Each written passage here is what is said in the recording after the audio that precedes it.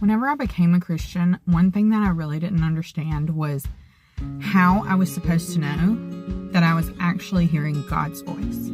God's voice, not my own thoughts in my head, not somebody else, how am I hearing from God? And I would hear people say things like, well, you'll just know, like, his sheep know his voice, and, all of this, that, and the other. And that was hard for me to swallow because I have a very creative imagination. How do I know I'm not making this up?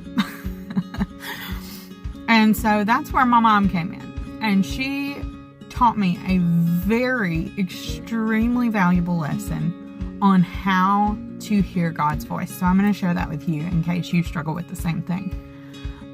What she told me to do was grab a notebook and 2 different color ink pens. And in the first color, you're going to write out your prayers to God. Write out your questions, your concerns, your thoughts, whatever.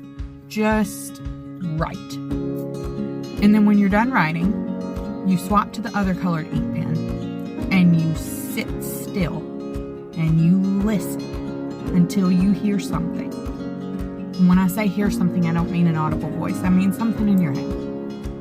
And then you write it down. You may think you're hearing your own voice.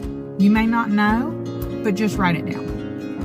And then when you're done, you take that second portion and you compare it to Scripture to see if it matches up with the character of God. And if it does, that's how you know you're hearing from Him. So I hope that exercise helps you like it did me. I think that was one of the best foundational things of my faith that my mother could have taught me. So I hope it helps you too.